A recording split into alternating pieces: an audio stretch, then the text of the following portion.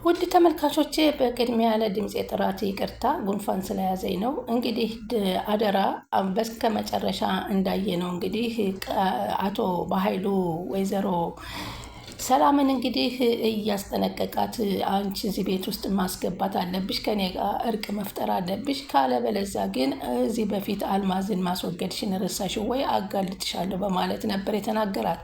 ከዛም ደግሞ ቀጥላ ቃል በፍጹም ዳግምና ብሌን መጋባት የለባቸውም፣ ሄጄ ከቤታቸው ድረስ እውነቱን ፍርጥርጥ አድርጌ ተናግሬ እነሱን ማለያየት አለብኝ ብላ እቅድ ያንዛ ነበር። ሁለቱም ግን አልተሳካላቸውም።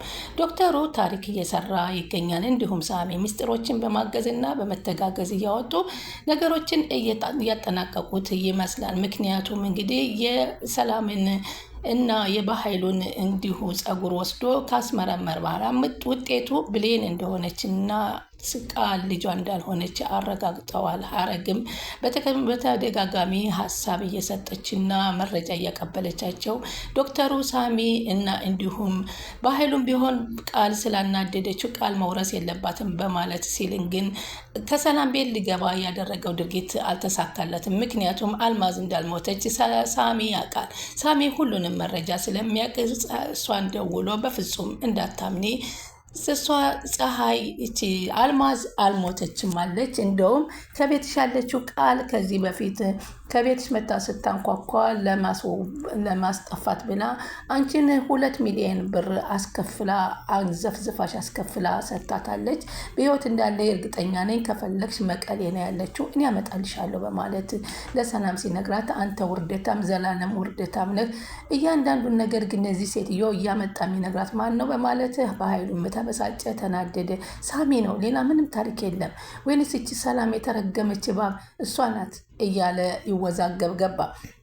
እንግዲህ እሷም ቃልም ጠዝ እያለች እንግዲህ ወደነ ብሌን ቤት ስንሄድ ብሌን ቤት ደግሞ እንግዲህ ሁሉን ነገር ረስተው እናትም ከዚህ በኋላ በእናንተ ጣልቃ አልገባም ይቅርታ አድርጉልኝ በማለት እንግዲህ ባሏ ሰጥቷት የሞተውን ቀለበት በማንሳት እንግዲህ ይህ አባት ቀለበት ነው፣ ይህንን ቀለበት እንግዲህ ዛሬ ለብሌን እንድታደርግላት እፈልጋለሁ በማለት ቀለበቱን እያደረጉ ስትደርስ ሰላም ቃል መሆን የለበትም አይቻልም፣ አንድ ያልገባህ ሚስጥር አለ ውጪ ብለው ነበር። ከማዳመጥም አልፈው ነገሩን ሁሉን ነገር ተገላልጸው ተነጋግረዋል። እናቲቱም ሆነ ብሌን ለዳግም አስረድተውታል።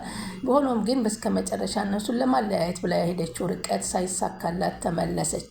ከዛም በኋላ የዲኤንኤን ውጤት እንግዲህ ብሌን ልጅ መሆኗንና እሷ አለመሆኗን ተጠርታ ስትሰጥ በሰዓቱ በኃይሉ በሳቅ እየፈነዳ ነበር። ምክንያቱም ስንት ርቀት ደ ጸጉር በመቀያየር የሰራሽው ስራ ሳይሳካልሽ ቀረ፣ ሰላም እንኳ አልሰጥም ብትል እኔ ወንድሟ መኖሬን ረስተሽው ነበር እንደ በማለት ቃል ሲነግራት ቃል በጣም አፈረች። እንግዲህ ሀረግ ከዛ ቤት ውስጥ እንድትኖር ሰላም ስትፈቅድላት ለምን ትኖራለች ብላ ቃል እሪ ነበር ያለችው። እኔ አንዳንድ ውሳኔ ሳይነገረኝ ለምን ይወሰናል? እኔ ልጅሽ አይደለሁም እንዴ ስትላት ይቅርታ አድርጊልኝ፣ መኖር ካለባት ብዬ ካልኩኝ የራሴ ነኝ የምወስነው እንጂ አንቺ አትወስኝም፣ አይሆንም ብለሽ ልታስከለክኝም አትችይም። ከዚህ በኋላ ወይዘሮ ሀረግ እዚህ ቤት ትኖራለች ሲሏት ቃል እንግዲህ 2 ሰይጣኖች እዚህ ላይ እናቴ ሰይጣን ናት፣ እዚህ ላይ ሰላም አንዴ ትቀያየራለች፣ ስለዚህ ምን ሊሆን ነው ሊያልቅልኝ ነው እያለች የራሷን ሀሳብ እያወናገደች እየተገኘች ከዛ በኋላ ኪችን ሄዳ ብርጭቆ አንስታ ውሃ የምጠጣ መስላ ያንን ብርጭቆ እንግዲህ እናቷን ልትመታበት ስታስብ ተደብቃ ስትሰማ ስለነበር ጭራሽ እናትሽን በብርጭቆ ስባሪ መተተሽ እኔን ልታጠፊ ነው እንዴ? አንቺ ልጅ ጤነኛ ነሽ በማለት ወይዘሮ ሀረግን ቢቀጠቅጧትም እሷ ግን በፍጹም አልትረዳም ማለት ነው። ሰላምን ዘወር ብላ ደግሞ ሰላም እናቴ አይደለሽም? ባጠፋም እኮ ጥፋቱን ቀስ ብለሽ እኔ ምከሪኝ። ለምንድን ነው እዚች እብድ ሴትዮ ፊት የምትናገሪኝ? እሷ እኮ የባሰች እብድ ናት። አንቺ ልትረጅኝና ጥፋት ልጅ ጥፋት ሲያጠፋ እኮ እናት ቀስ አድርጎ ነው የሚመክረው እያለ ብታታልላትም እኔ ትዕግስት ያልቋል ከዚህ በኋላ ቃል ባንቺ በኩል ያለውን። ስለዚህ ደግሞ ይቺ ሀረግ እዚህ መኖሯ ምን አንቺን አስጨነቀች በማለት ብትላትም በፍጹም እንድትኖር እናቷ ስላልፈለገች እንግዲህ ደግሞ ጭራሽ እናቷን ገላና አስወግዳ በጠርሙስ መትታ ልትገላገል እያሰበኝ ነበር። በስከ መጨረሻ ግን ሁሉም ነገር በኃይሉና ቃል አልተሳካላቸው። በኃይሉም እንግዲህ አልማዝን አስወግደሻታል ያላትን ውሸት እንደሆነ ሳሚ አጋልጦታል። ቃልም በእርግጥ ታውቃለች። ቃል ግን አሁን ለበኃይሉ ወግና የመናገሩን አቅም አቁማዋለች። ምክንያቱም በኃይሉ እሷን አንድ ነገር ለማድረግ እየሞከረ እንደሆነ ስለተረዳች። ሰላም ወደ ቻናል ተከታታዮች ሰላማችሁ በያላችሁበት ይብዛ። ለቻናላችን አዲስ የሆናችሁ ሰብስክራይብ፣ ላይክ፣ ሼር እያረጋችሁ አበረታቱን። እንግዲህ አደራ ቀጣይ ፓርቲ ዘመተናል። በዚህ ፓርቲ እንግዲህ ዶክተሩና ሀረግ እንዲሁም ሳሚ በፍጹም ይሄ የዲኤንኤ ውጤት ተጣርቶ እናቷ ታውቆ የመጨረሻ ልባት ማግኘት አለበት በማለት እንግዲህ የሰላምንና የቃልን ካረጋገጡ በኋላ ቃል እንግዲህ ውሸት ሆኖ ተገኝቶባታል። ሌላው ቀርቶ እንግዲህ የብሌንንም ማጣራት አለብን በማለት እንግዲህ የብሌንንም በድብቅ አጣርተው ነበር። በዚህም የተነሳ ብሌን ልጇ መሆኗን ሳሚም መጀመሪያም እርግጠኛ ነበርና ብሌን ናት ልጅ ስለተባለች በዛውም የብሌንን ጸጉር እንድትሰጥ ከጠየቋት በኋላ በእርግጥ ብሌን አልፈልግም ከዚህ በኋላ እናቴ እሷ ናት ገነት ናት ብትለውም በፍጹም ግን ወላጅ እናትሽን ማወቅ ግዴታ አለብሽ፣ የማንነትሽ ጥያቄ መመለስ አለበት።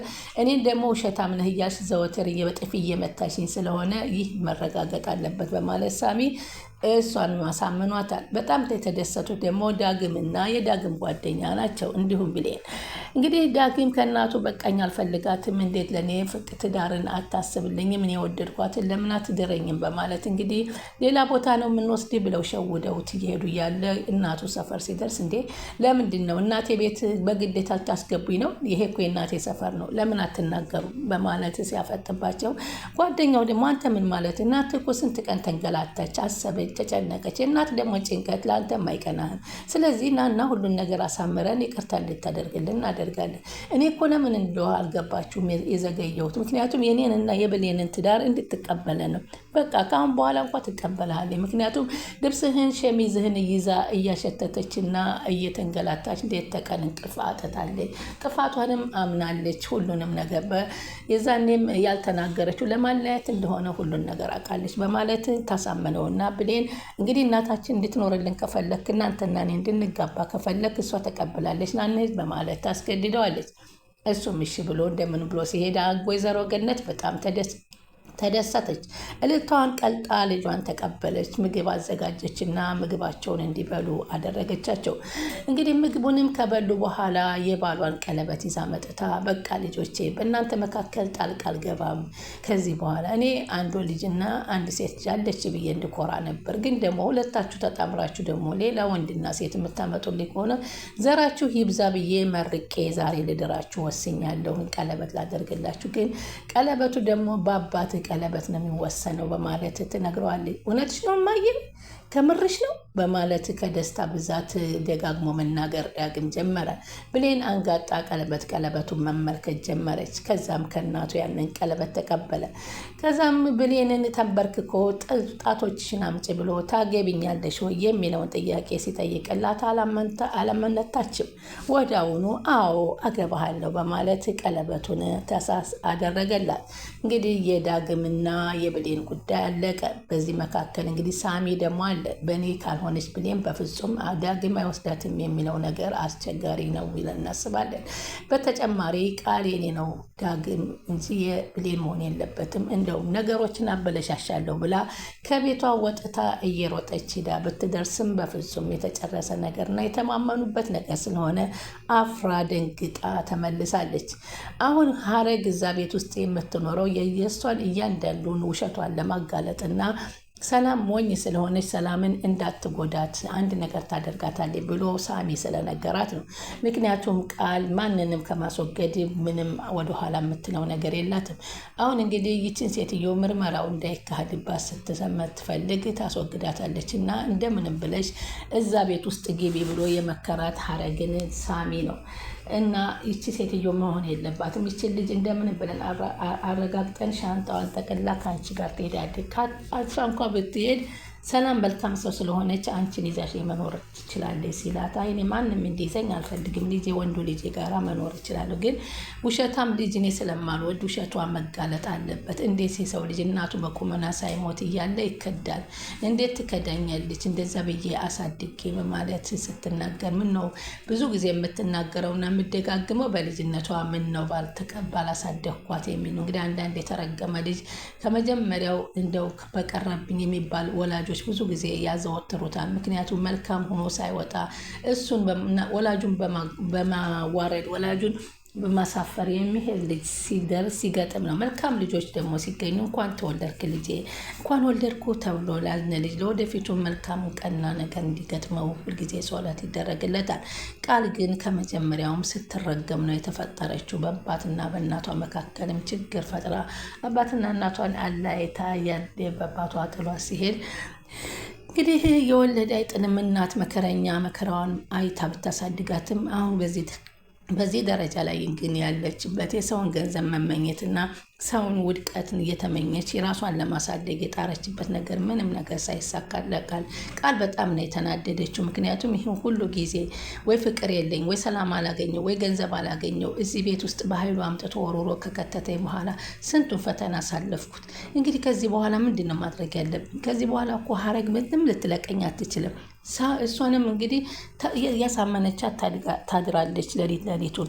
ከዛ ጧት ስነሳ ከወይዘሮ ሰላም ጋር አይን መፋጠጥ ይሆናል። ሰላም የሌለው ቤት በምን አይነት ነው የምኖረው? ከዚህ ላይ በኃይሉ እየመጣ ይበጠብጣል እና አሁንም በኃይሉ መጥቶ አልማዝን አስወግደሻታል እያለ ሲናገራት እንኳ ቃል እየሰማች ምንም ነገር አልተናገረች። ምክንያቱም የእሷን ሀሳብ ትታ እንደገና ደግሞ ወደ አልማዝ ሀሳቧ እንዲቀየርላት እና የእሷ እድሜ እንዲረዝም ስለምትፈልግ እያወቀችም እንዳላወቀች፣ ሁለተኛ ደግሞ ለአልማዝ ገንዘብ 2 ሚሊዮን ተቀብላ በሳሚ አማካኝነት ከሰላም ወስዳ የሰጠችው ሚስጥር ድጋሚ ሊወጣባት ስለሆነ ጭንቀት ሆናለች።